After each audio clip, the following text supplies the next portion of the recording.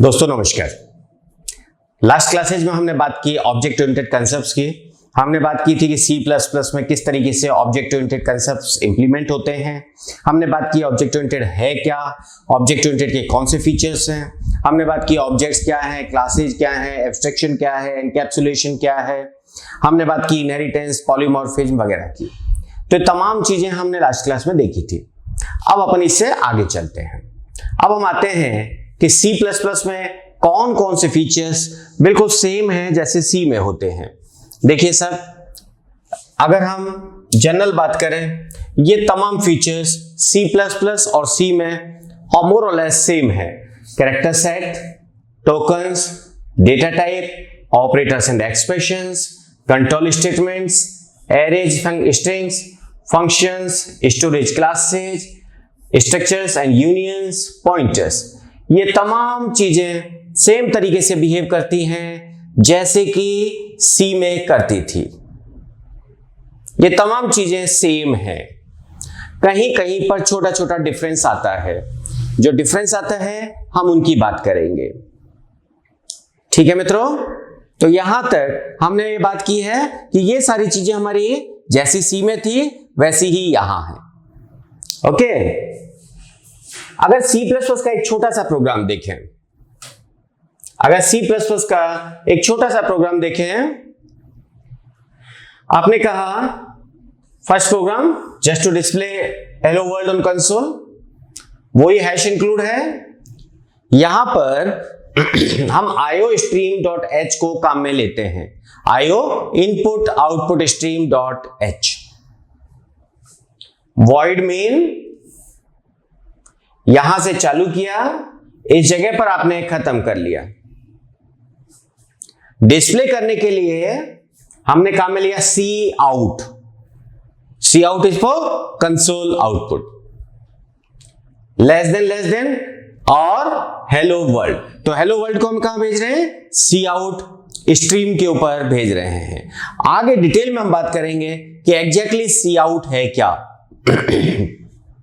अभी तो सामान्यतः कहा जाता है कि cout क्या है सब? cout एक आउटपुट स्ट्रीम है जिसके ऊपर कि हम अपना आउटपुट दे रहे हैं। लेकिन एग्जैक्टली cout क्या है, लेटर स्टेज पे जब हम इनपुट आउटपुट की बात करेंगे C++ के अंदर, तब हम इसकी और डिटेल में बात करेंगे।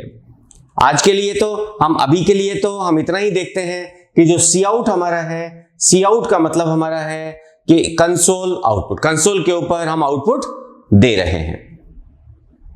ठीक है दोस्तों, देखिए सर, अब कुछ फीचर्स जो डिफरेंट है हम उन फीचर्स की बात करते हैं। Variable definition at the point of use.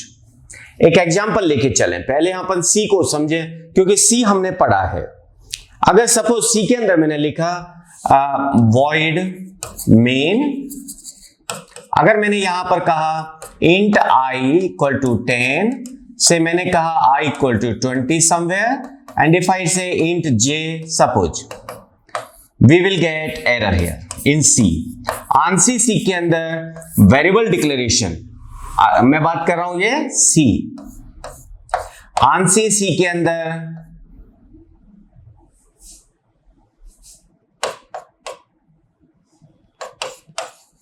अंदर वेरिएबल डिक्लेरेशन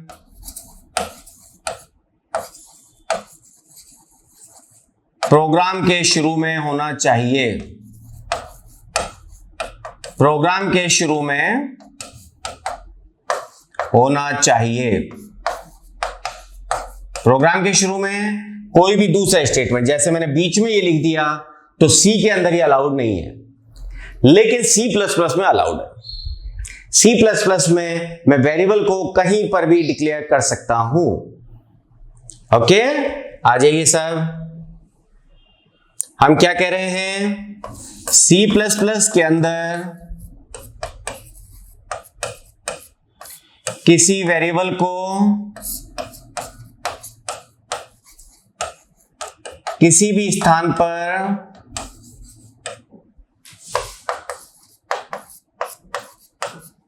उसके उपयोग में लेने से पहले लेने से पहले डिक्लेयर किया जा सकता है। तो C++ के अंदर कोई भी वेरिएबल मुझे जब काम में लेना है उससे पहले डिक्लेयर करना है। बाकी ये कोई कंपल्शन नहीं है कि वेरिएबल को मैं प्रोग्राम के शुरू में डिक्लेयर करूं। ठीक बात है साहब। देखिए जैसे एक एग्जांपल हमने इस जगह पर लिया है, हमने यहां पर सबसे पहले एक वेरिएबल बनाया int a equal to 10 which is a global variable. जो मेन के बाहर हमने लिखा है वो क्या हो गया, global variable. Global variable means this can be used in all the functions. Main के अंदर हमने सबसे पहले इस i को यहां पर डिस्प्ले करवाया, तो क्या वैल्यू डिस्प्ले करेगा सर, ग्लोबल वेरिएबल की वैल्यू, क्योंकि अभी तक तो ग्लोबल वेरिएबल ही जिंदा है इस जगह पर और कोई वेरिएबल है नहीं यहां तक। इसके बाद आपने कहा int a equal to 20, int a equal to 20 नहीं, int a equal to 20। मतलब क्या हो गया, आपने इस जगह पर एक लोकल वेरिएबल बना दिया a ही नाम से, a सेम नेम से आपने एक लोकल वेरिएबल बना दिया। ठीक है, अब मैंने इसके ब्रेसेस, ये क्या है, एक सिंपल ब्लॉक है। क्या है भैया, ये सिंपल ब्लॉक। इस जगह पर अगर मैं कहूं ये क्या है, simple block, block of statement, block of code. मैंने फिर यहां पर एक इंट वेरिएबल बना दिया int इक्वल टू 30। तो यहां पर हमने एक वेरिएबल बना दिया इस जगह पर ब्लॉक के अंदर which is local for this block. अब अगर मैं इस a को एक्सेस करता हूं तो कौन सा एक्सेस होगा, लोकल वाला। यहां पर अगर मैं कॉलन कॉलन से a को एक्सेस करता हूं, कॉलन कॉलन, इसे हम कहते हैं स्कोप रिजोल्यूशन ऑपरेटर। ये मुझे ग्लोबल वेरिएबल को एक्सेस करके देगा। ग्लोबल वेरिएबल कौन सा है सर, ये वाला। So the value will be 10 here. ठीक है, यहां पर मैंने इस ब्लॉक को बंद कर दिया सर। अब अगर मैं a को एक्सेस करता हूं तो कौन सा वाला ये एक्सेस होगा, ये वाला। और इसे की वैल्यू क्या आएगी सब यहां पर 20। देन कॉलन कॉलन a, फिर क्या, ग्लोबल। तो कॉलन कॉलन से हम, जो कि स्कोप रिजोल्यूशन ऑपरेटर है, ग्लोबल वेरिएबल को एक्सेस कर सकते हैं जब लोकल और ग्लोबल वेरिएबल का नाम सेम है दोस्तों। ठीक है, तो इस तरह से आप वेरिएबल को कहीं पर भी डिक्लेयर कर सकते हैं। लेकिन ये चीज अगर आप सी में चलाना चाहेंगे तो नहीं चलेगी। ये चीज आपकी C++ में अलाउड है कि वेरिएबल डिक्लेरेशन आपका किसी भी जगह पर हो सकता है। राइट, आगे चलते हैं। अगला जो कंसेप्ट आपके पास है रेफरेंस वेरिएबल्स। रेफरेंस वेरिएबल्स क्या मतलब है रेफरेंस वेरिएबल्स से? रेफरेंस वेरिएबल्स का मतलब है, सपोज कहीं पर मैंने लिखा int a इक्वल टू 10 और कहीं पर मैं लिखता हूं int b equal to a। क्या होगा इस केस में, कहीं पर एक वेरिएबल बन गया, कहीं पर मेमोरी एलोकेट हो गई a, इसके अंदर आपने असाइन कर दिया 10। दूसरी मेमोरी बन गई b, इसमें आपने a की वैल्यू को असाइन कर दिया। अगर मैं अब लिखता हूं a इक्वल टू 30 तो a की वैल्यू क्या हो गई, 30, और b की वैल्यू क्या रह गई, 10। ये तो अपना कौन सा हो गया, नॉर्मल वेरिएबल जो अपन बनाते हैं, है ना। दूसरा अपना आ गया रेफरेंस वेरिएबल। जैसे आपने कहा int a इक्वल टू 10, अगर आप कहते हैं int %b equal to a, what does it mean, it mean कि मेरे पास कोई वेरिएबल है a, इसमें आपने असाइन कर दिया 10। जब आपने लिखा आपने कहा साहब इसका एक दूसरा नाम रख दिया b। अब अगर मैं a के अंदर 30 असाइन कर देता हूं और मैं b को प्रिंट करता हूं, है ना, प्रिंट b सी आउट से डेफिनेटली, तो क्या आउटपुट आएगा, 30। क्योंकि a और b के लिए अलग अलग मेमोरी एलोकेशन नहीं हुआ। These variables are known as reference variable. Reference variable का मतलब क्या हो गया, दूसरा नाम क्रिएट कर दिया। ठीक है, रेफरेंस वेरिएबल क्या है, जो लोग हिंदी मीडियम वाले हैं मैं एक बार लिखवा देता हूं। रेफरेंस वेरिएबल क्या है सर, हम कह रहे हैं रेफरेंस वेरिएबल किसी पहले से उपस्थित वेरिएबल का दूसरा नाम होता है। रेफरेंस वेरिएबल क्या है? किसी पहले से उपस्थित वेरिएबल का दूसरा नाम होता है तथा इसके लिए मेमोरी एलोकेशन नहीं होता। मेमोरी एलोकेशन कौन सा हो गया? पहले वाला। मेमोरी एलोकेशन नहीं होता है, मेमोरी एलोकेशन नहीं होता है। सिंटेक्स क्या है? Data type ampersand reference variable equal to value variable. ठीक है,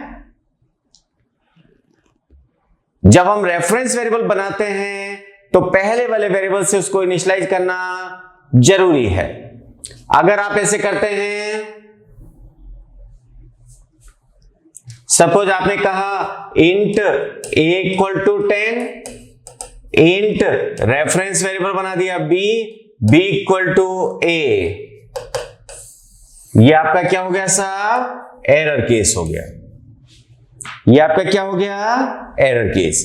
ये भी C++ के अंदर नया कंसेप्ट है। ये कंसेप्ट C में नहीं था। अभी हम कौन से कंसेप्ट की बात कर रहे हैं? जो C में नहीं थे, लेकिन छोटी छोटी सी चीजें हमारे पास जो C++ में एक्स्ट्रा है, C में नहीं थी। ठीक बात है सर? आगे चलिए। Stack type checking. देखिए सर, हम कहते थे फंक्शंस का जो प्रोटोटाइप डिक्लेरेशन है सी के अंदर उस वक्त जरूरी नहीं था जबकि रिटर्न टाइप इंटीजर होता है, लेकिन C++ में फंक्शंस का प्रोटोटाइप डिक्लेरेशन हर केस में जरूरी होता है। मैं लिखवा देता हूं। देखिए बच्चों, C में फंक्शंस का प्रोटोटाइप डिक्लेरेशन उस वक्त आवश्यक नहीं होता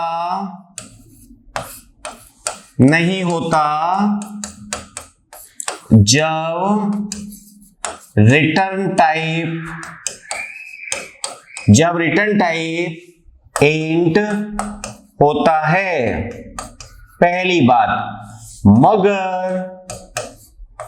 C++ में हर उस फंक्शन का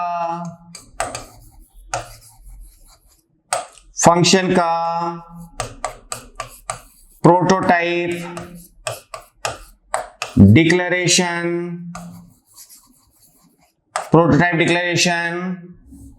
आवश्यक है, जिससे कि उपयोग में लेने के बाद परिभाषित किया गया है, डिफाइन किया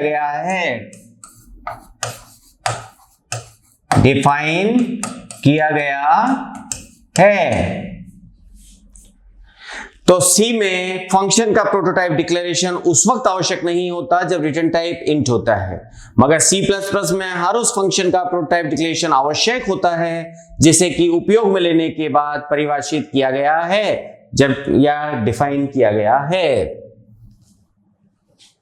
ठीक है, चलिए सर देखिए, जैसे यहां पर आपने लिखा, दो वेरिएबल्स आपने ले लिया इंट एक्स वाई, दोनों वेरिएबल्स को रीड कर लिया आपने सीन से। सी में हम स्कैनफ यूज में लेते थे। सीन यहां पर इनपुट स्ट्रीम को बताता है।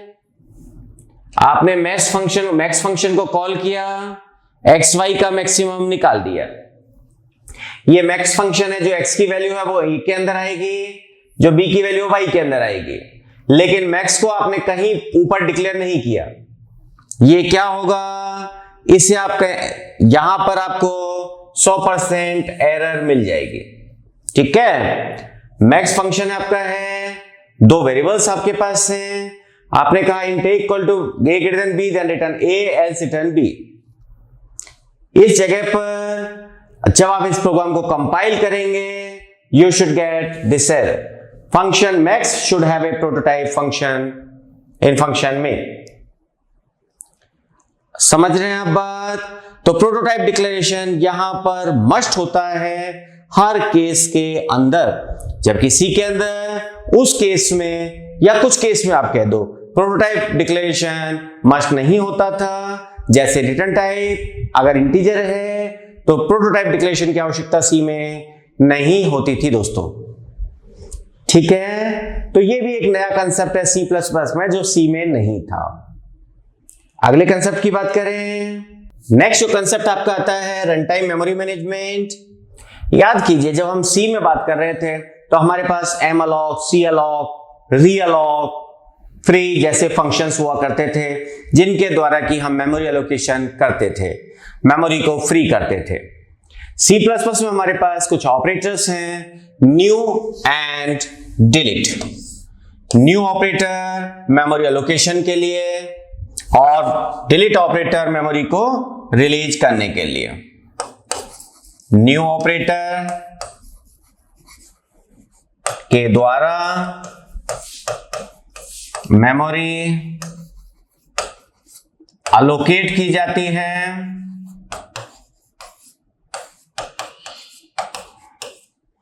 जबकि delete definitely D cap small है, डिलीट ऑपरेटर के द्वारा मेमोरी को रिलीज किया जाता है।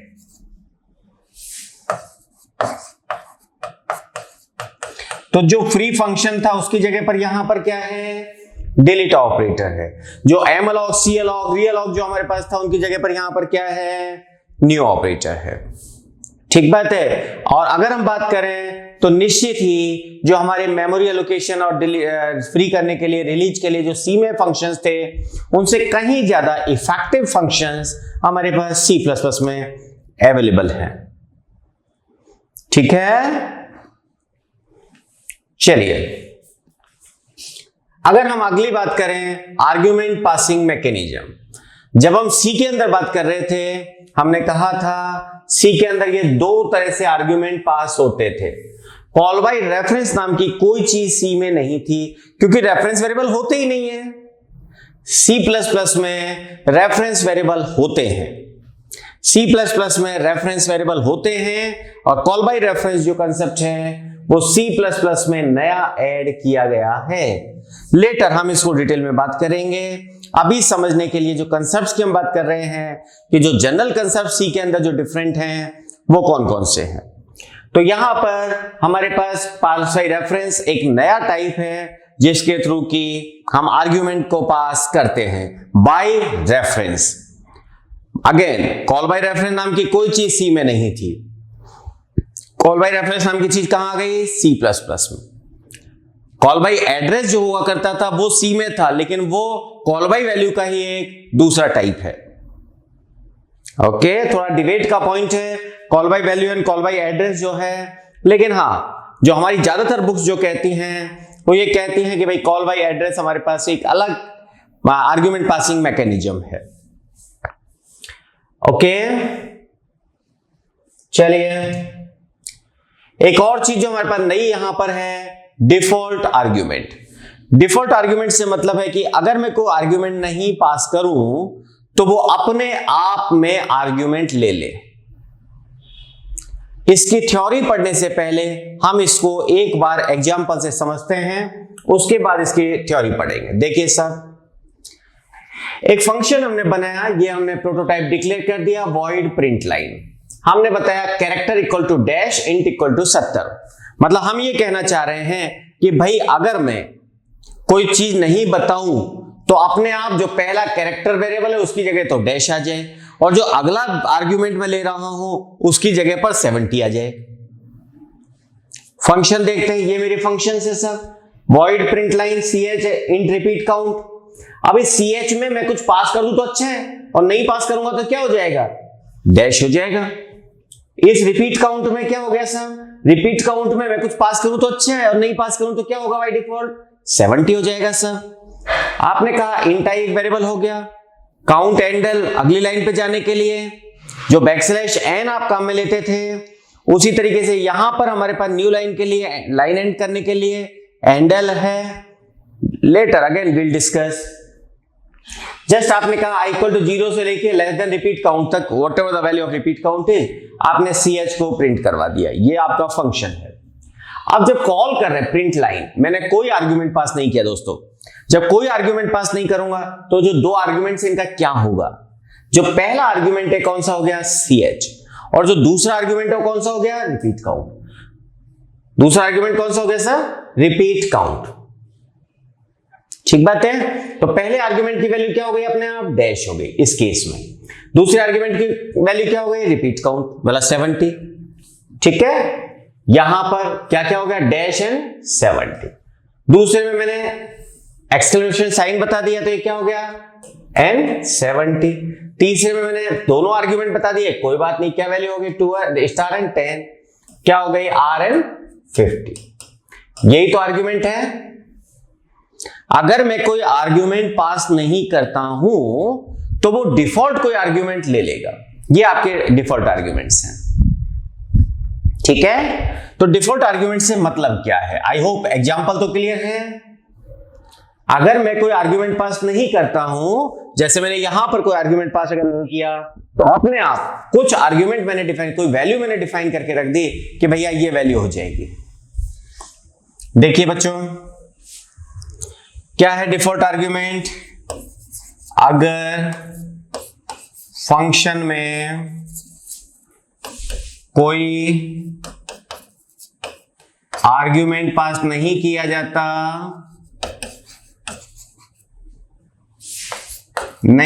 जाता, तो डिफॉल्ट आर्ग्यूमेंट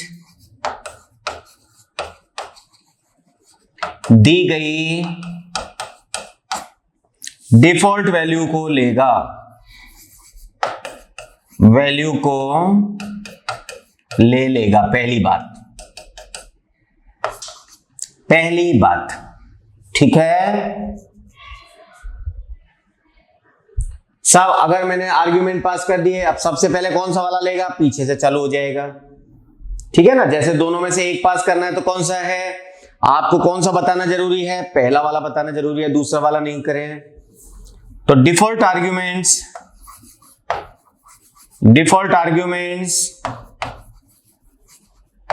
की वैल्यू राइट टू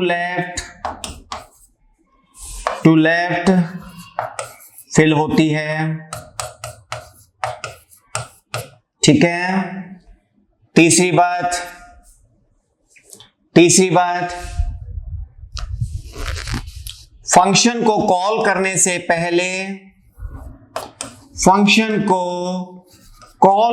से पहले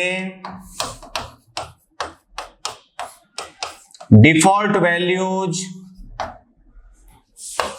वैल्यूज बताना आवश्यक है।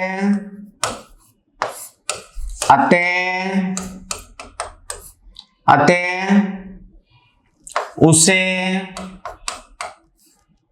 प्रोटोटाइप डिक्लेरेशन, जैसा भी हमने किया है, प्रोटोटाइप डिक्लेरेशन में ही डिफाइन कर देना चाहिए। ठीक है ना सर, भाई हम ये कहना चाह रहे हैं कि आपको जब हम कॉल कर रहे हैं उससे पहले वैल्यू बता देनी है। जैसे यहां पर आपने प्रिंट लाइन बता दी, अब अगर ये मेरे डिक्लेरेशन नहीं होता तो मेरे कंपाइलर को कैसे पता चलता भाई इसमें कोई आर्ग्यूमेंट पास करना है। ठीक है ना, इसलिए प्रोटोटाइप डिक्लेरेशन में सारी चीजें हमको बता देनी चाहिए। ठीक है दोस्तों, जो इंग्लिश वाले दोस्त हैं मेरे, एक बार हम वापस से अपनी वहीं पर चलते हैं। देखिए समझ लेते हैं एक बार क्या हम कह रहे हैं। When one or more arguments are omitted, the function may be defined to take default values for omitting arguments by providing default values in the function prototype. जब हम आर्ग्यूमेंट्स को ओमिट कर रहे हैं तो फंक्शन की वैल्यू डिफाइन कर देनी चाहिए फंक्शन प्रोटोटाइप के अंदर, जो कि डिफॉल्ट वैल्यूज ले ली जाए। When a function is called by omitting some arguments, they are supplied by the compiler implicitly. जब हम कुछ एलिमेंट्स को ओमिट कर दें तो मेरा कंपाइलर कोई डिफॉल्ट वैल्यू प्रोवाइड करता है। किस केस में? डिफॉल्ट आर्ग्यूमेंट्स के केस में। The code of the program by no means because shorter or more efficient, but it provides high flexibility on programming. हम ये नहीं कह रहे हैं कि इससे प्रोग्रामिंग का कोड छोटा हो जाएगा या बड़ा हो जाएगा, दैट्स नॉट ए इश्यू, लेकिन इससे प्रोग्रामिंग की फ्लेक्सिबिलिटी बढ़ जाती है, ये मतलब है। Function may be defined with more than one default arguments. भाई एक से ज्यादा डिफॉल्ट आर्ग्यूमेंट हो सकते हैं, अभी अपन ने एग्जांपल में नहीं लिया। Default arguments must be known to the compiler prior to invocation of the function. Function को इन्वोक करने से पहले कंपाइलर को डिफॉल्ट आर्ग्यूमेंट्स का पता होना चाहिए। It reduces the burden of passing arguments explicitly at the time of function call or at the point of function call. ठीक है, तो ये क्या है, जो हम आर्ग्यूमेंट पास कर रहे हैं उसका बर्डन कम कर रहा है कि भाई जो डिफॉल्ट आर्ग्यूमेंट है कि भाई मुझे लाइन, जैसे पहले एग्जांपल में बात करें 70 कैरेक्टर की, तो मैं क्यों बताऊं बार बार, हर बार 70 कैरेक्टर की अपने आप हो ही जाएगी ना। Why should I define? That's way. A default argument can appear either in the function prototype or definition. Once it is defined, it cannot be redefined. कहां पर? या तो प्रोटोटाइप में बता दें या डेफिनेशन में बता दें। एक बार बता दिया उसके बाद चेंज हो नहीं सकता। It cannot be redefined. वापस से आप इसकी वैल्यू को डिफाइन नहीं कर सकते कि प्रोटोटाइप में तो कुछ अलग बता दिया और डेफिनेशन में कुछ अलग बता दिया। It is advisable to define default arguments in the function prototype, जैसा मैंने कहा था कि प्रोटोटाइप में डिक्लेयर कर देना चाहिए, ठीक है ना, so that it is known to the compiler at the time of compilation, जिससे कि कंपाइलेशन के टाइम ही कंपाइलर को पता चल जाए। Variable names may be omitted while assigning default values in the prototype. जब डिफॉल्ट वैल्यूज हम बता रहे हैं, जैसे अभी हमने किया था ना, तो वेरिएबल नेम नहीं बताए थे। देखिए आप यहां पर वेरिएबल नेम बताया कि अपन ने नहीं बताया, तो उसकी आवश्यकता नहीं है। आप बताना चाहें बता दीजिए, पर उसकी आवश्यकता नहीं है। हमें किसकी आवश्यकता है? केवल वैल्यूज की, कि कौन सी वैल्यूज आप उसके अंदर पास कर रहे हैं दोस्तों। तो एक डिफॉल्ट आर्ग्यूमेंट्स का एक नया कंसेप्ट है जो कि C++ के अंदर ऐड हुआ है, ठीक है, जिसमें कि फंक्शंस के अंदर आप डिफॉल्ट आर्ग्यूमेंट्स पास कर सकते हैं। ओके, राइट, चलिए आगे देखिए सब। इनलाइन फंक्शंस का कंसेप्ट एक अपने पास है। इनलाइन फंक्शंस का मतलब क्या है? जहां पर मैंने फंक्शन को कॉल किया है, जहां पर फंक्शन को कॉल किया है वहीं पर, जहां पर फंक्शन को कॉल किया है वहीं पर फंक्शन का कोड रिप्लेस कर दिया जाता है। तो बार बार मेरा जो फंक्शन पर कॉल करने के लिए जो कंट्रोल जंप करता है, वापस आता है, वो जो प्रोसेसिंग है वो बच जाती है, ठीक है। लेकिन फंक्शन का डेफिनेटली क्या बढ़ जाएगा? आपका कोड का साइज बढ़ जाएगा। इससे प्रोग्राम का कोड साइज बढ़ जाता है, जबकि प्रोसेसिंग फास्ट होती है। या हम कहें कोड साइज की कीमत पर हम प्रोसेसिंग को फास्ट कर रहे हैं। कोड साइज की कीमत पर हम प्रोसेसिंग को फास्ट कर रहे हैं। समझ रहे हैं आप? इस जगह पर और अगर अपन देखते हैं, हमने कहा उन फंक्शंस को ऑनलाइन नहीं करना चाहिए जिनमें क्या हो, लूप हो, जिनमें लूप हो, रिकर्शन हो,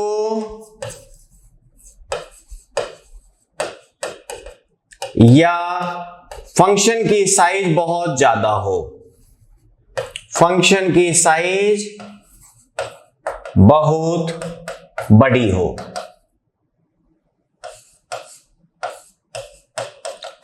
लेकिन यहां पर एक चीज ध्यान रखें, अगर मेरा कंपाइलर को लगता है कि भाई इस फंक्शन को हमें इनलाइन नहीं करना चाहिए, तो मेरा कंपाइलर उसको अपने आप नॉर्मल ट्रीट कर लेता है। हमने इनलाइन बना दिया, इसका मतलब नहीं है कि मेरा कंपाइलर उसको इनलाइन बना ही देगा। कंपाइलर ये 3 कंडीशन चेक करता है, अगर लूप है, अगर रिकर्शन है, या फंक्शन की साइज बहुत बड़ी है, तो उसे इनलाइन नहीं करता। देखिए सर, समझते हैं आप? एग्जाम्पल को देखें। जैसे आपके पास एक इनलाइन फंक्शन है, इनलाइन इंट एसक्यूआर, नम आपने लिया, return num into num, square आप निकाल रहे हैं। आपने कॉल किया a equal to SQR5 and SQR n whatever, ठीक है।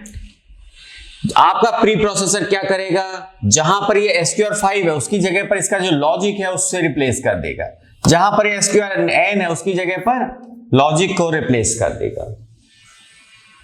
ठीक है सर? देखिए हम क्या कह रहे हैं, inline functions are those whose function body is inserted in place of function call। जहां पर मैं फंक्शन को कॉल कर रहा हूं वही फंक्शन की बॉडी रिप्लेस हो जाती है during the compilation process, compilation process के टाइम ही। ठीक बात है? With the inline code the program will not incur any context switching overhead. Context switching, वहां जाना वापस आना, उस ओवरहेड से बच जाता है। An inline function definition is similar to an ordinary function except that the keyword inline preceded the function definition। भाई और कोई फर्क नहीं है, केवल फर्क कितना सा पड़ रहा है कि वहां पर इनलाइन कीवर्ड लिख दिया जाता है, और कोई फर्क यहां पर नहीं है इनलाइन फंक्शन और जनरल फंक्शन की डेफिनेशन। ठीक है, आगे चलिए। Function overloading, writing more than one functions with the same name and with different signature. हमने लास्ट क्लास के अंदर जब अपन बात कर रहे थे ऑब्जेक्ट ओरिएंटेड कांसेप्ट्स की, तब भी बात की थी। एक ही नाम से एक से अधिक फंक्शन लिखना, एक ही नाम से एक से अधिक फंक्शन लिखना, फंक्शन लिखना, वो क्या हो गया आपका फंक्शन ओवरलोडिंग। क्या होगा इसमें, नाम एक ही होगा, सिग्नेचर अलग अलग होंगे, सिग्नेचर डिफरेंट होंगे। सिग्नेचर से मतलब क्या हो गया, नंबर ऑफ आर्ग्यूमेंट और type of argument, number of arguments और टाइप ऑफ आर्ग्यूमेंट्स। ठीक है, वो आपका क्या है फंक्शन ओवरलोडिंग। क्योंकि हमने इसको काफी डिटेल में पहले अभी लास्ट क्लास में डिस्कस किया है, इसलिए मैं अभी एग्जांपल से इसको नहीं ले रहा हूं, लेकिन डेफिनेटली जब अपन काम करेंगे तो इसके कई एग्जांपल्स अपन डिस्कस करेंगे। ये तमाम कंसेप्ट्स हैं जो कि सी से थोड़े डिफरेंट हैं, सी से थोड़े डिफरेंट हैं सी प्लस प्लस के अंदर। अपन इन सबको आगे इंप्लीमेंटेशन में और उपयोग में लेंगे। आज के लेक्चर में मैंने केवल आपको कुछ एक कंसेप्ट्स की बात की थी जो हमें लगता है कि इनको, जैसे फंक्शंस हम पढ़ चुके हैं, आर्ग्यूमेंट पासिंग हम पढ़ चुके हैं, लेकिन सी और सी प्लस प्लस में इनके कुछ डिफरेंसेज आ रहे हैं कि सी में ऐसा नहीं होता है, सी प्लस प्लस में होता है, या सी प्लस प्लस में कुछ नहीं होता है जो सी में होता है। तो वो चीजें हमने यहां पर डिटेल में बात करने की कोशिश की है। आगे के कुछ लेक्चर्स के अंदर अपन इन सभी का इंप्लीमेंटेशन भी देखेंगे। Thank you very much. नमस्कार।